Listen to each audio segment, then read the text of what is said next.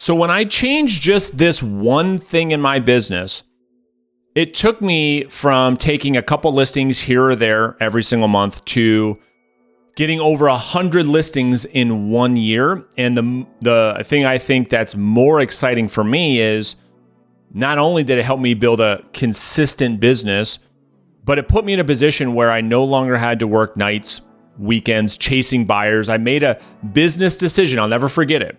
I look back on it, and it was the moment that this one thing changed for me, where I said, I no longer have to work with buyers. I'm confident enough to say I don't have to work with buyers. I can shut my phone off at night because I'm not worried about, where my next deal is going to come from. I could have a regular working schedule, 9 to 6, be home with my family, take all Saturdays and Sundays off. And I want to tell you what happened. When I first got started in the industry, I was taking advice from a lot of the big name guru people. I'll leave names out of it, but I'm sure you have run across them here on YouTube at some point. And I was taking their advice. And the problem I didn't know then that I know now is the advice that I was given, that I acted upon, that I took as gospel. I thought their word was as good as gold.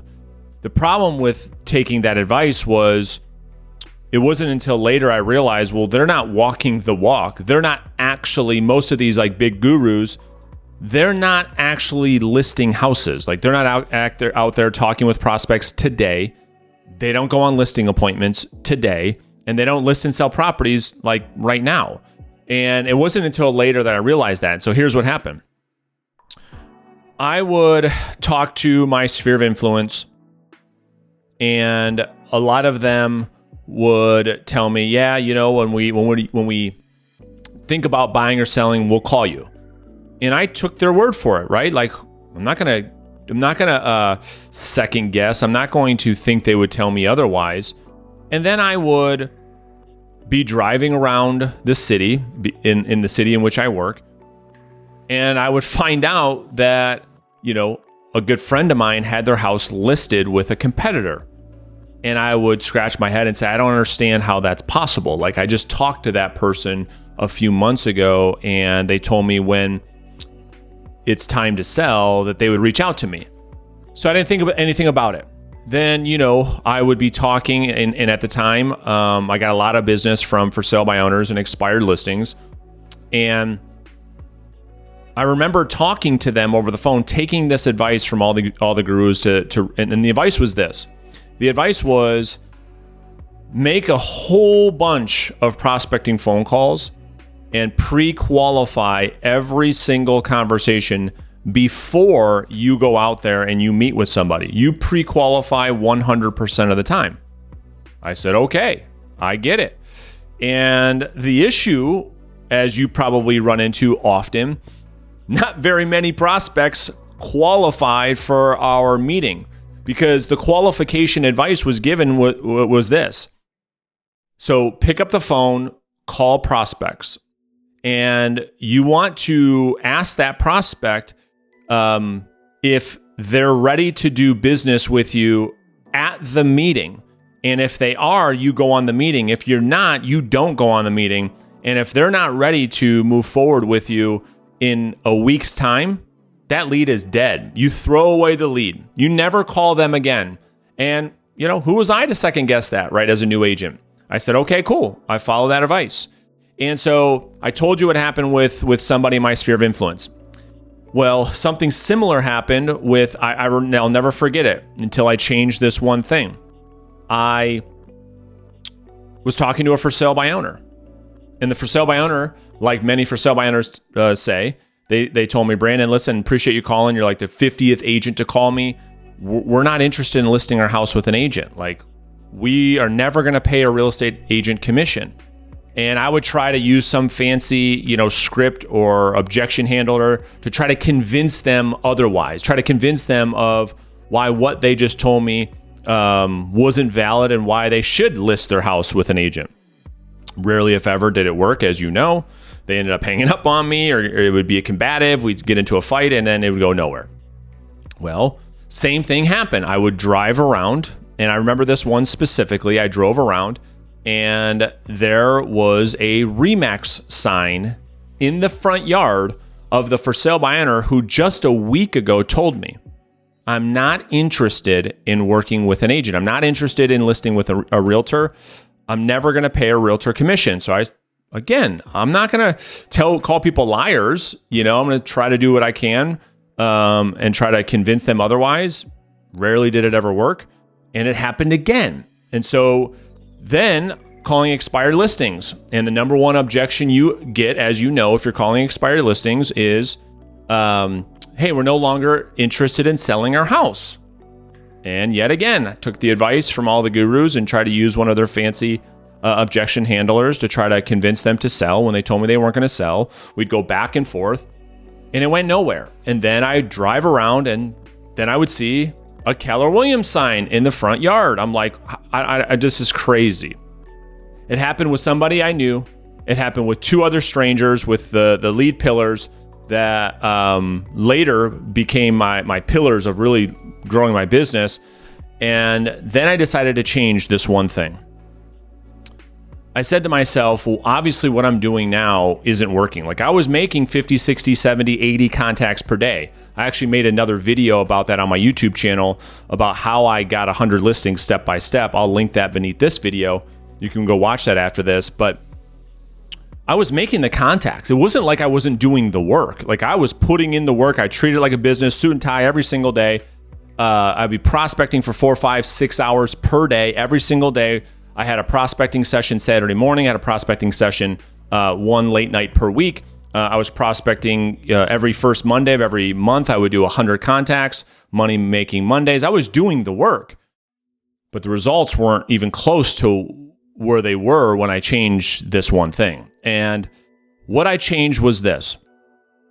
I said to myself, something's happening in between when I'm talking to a prospect and their decision to list their house, because what they're telling me and what they're doing are completely the opposite. They're telling me I'm not interested in listing my house, and they're doing that exact same thing. They're listing their house, but just a couple days after they tell me I'm not interested in listing my house. I'm like, how can this be? So I said, okay, screw it. I'm going to start positioning my conversation and my script in a way that gets me in front of the seller regardless of what they tell me. Like whether or not they told me they were interested in listing their house, or they're ever going to pay a commission, or we're thinking about it down the road, but not right now. Didn't matter what they said. I positioned the conversation over the phone in a way that got me in front of that seller face to face. And here's what I found out. And this is what changed everything in my business. And this is what I've now trained over 2,000 other real estate agents just like you on what to do. I learned that when I got in front of a prospect face to face, that they were telling me things that otherwise they weren't telling me over the phone. Give you another example. I met with a for sale by owner, and like many of them do, they told me I'm not interested in listing my house. I'm never going to list my house over the phone. I went on the appointment anyway. So I get it. I'm with you. And I'm not going to get into too many scripts. You can just grab the script book underneath this video. There's a link to that script book. But I positioned the conversation, got the appointment anyway. And I said, listen, I'm not going to pressure you to list your house with me, okay? I'm not even talk about it. I go to the appointment, and the dude was so nice. Like I was, this was the first time I did this, so I'm sweating through my suit. I'll never forget it. I'm sweating through my suit. I've got my backup suit because I don't love the face-to-face appointment. I sweat through suits all the time. So I got my backup suit, and I'm like, dude, I don't know about this. Like, this goes against everything I've been trained to do. Well, I walk in the house, and the dude's like, hey, can I grab you a cup of coffee? And I'm like, yeah, sure. That'd be great. I love coffee. Shows me his house. We have a great conversation. I bring a copy of my resume, and, I say, listen, I think you got a great home, and I think you're going to be fine selling this on your own. And if you ever need anything, here's a copy of my resume, and let me know how I can help. And then I'll never forget what happened next. Because I wanted to get out of the house. I was like, I got to get the heck out of here. This guy's going to kill me. He told me over the phone, I'd rather chop my arm off than pay a commission. So I got to get in and get out. But then what he said, I'll never forget. Changed my career forever. He said, well, hold on. Let me, he starts going through my resume. And he says, if I was to list my house with you, what would you do? And at that moment, it was like, boom, I just figured it out. This changed everything for me, because the same prospect who told me over the phone that earlier that morning he would rather chop off his arm than pay a commission, I took literally my entire career. And I know you do too. And it was that prospect that most of my competitors just threw away as junk. Well, I went on the appointment, and that same prospect was now asking me what I would do if I was to list his house. And it taught me this lesson. It taught me that prospects don't owe us anything, that what they say over the phone is rarely what they actually do. This is when I came up with one of my first reverse selling rules, which is nothing is as it seems. And prospects will be a lot more open to tell you things in person after you've had a chance to meet with them and humanize yourself than they will over the phone when you have no relationship with, when you're just another voice over the phone. They're not going to tell you things over the phone that they're more comfortable telling you at the face-to-face meeting. And when I changed that, that's when I started going on a lot more appointments, having to make a lot less outbound prospecting phone calls, which I loved. I'm sure you would too. And then I started listing one house a week. Then I went to 2 houses a week. I wasn't buying Zillow leads. I wasn't doing any of that stuff. I was just prospecting. And now my contact ratio was like, I think at the time it was like every 8 conversations I was setting one of these face-to-face appointments, whereas before it took me 30, 40, 50 contacts to set one listing appointment, the qualified listing appointment. And I started going on a lot more appointments, and lo and behold, I started taking a lot more listings, because when I got to the appointment, I had prospects telling me that they were interested in listing their home, but they didn't say it this way, but they weren't telling other agents over the phone that they were interested, because why would they? They had their defenses up. They were getting blown up by a bunch of agents like you and I. And they didn't want to show their cards. It wasn't until I had a relationship where I made them feel comfortable with me, when they felt good enough to open up and tell me, you know what, we are interested in selling, and we do like you, and we would like to give you an opportunity. And so I guess what I'm suggesting here is for you is to really look at what you're saying and how you're making business decisions as to where you're putting your focus. And I think too many of us want this instant gratification of like, make a phone call, set a listing appointment, go get a listing, come back and get paid. And what I'm suggesting that you consider is, like, if you just take it one step at a time to say, well, I'm not going to list the house over the first phone call. I mean, it's virtually impossible. You're not going to call expired listing and on that call list it. Like, they're not going to send you an email with the signed listing contract on the first call. And all of you watching this is probably like, yeah, well, you have to go have a meeting. So stop over qualifying and position your script in a way that gets you that face-to-face appointment. And so here's what I would tell you.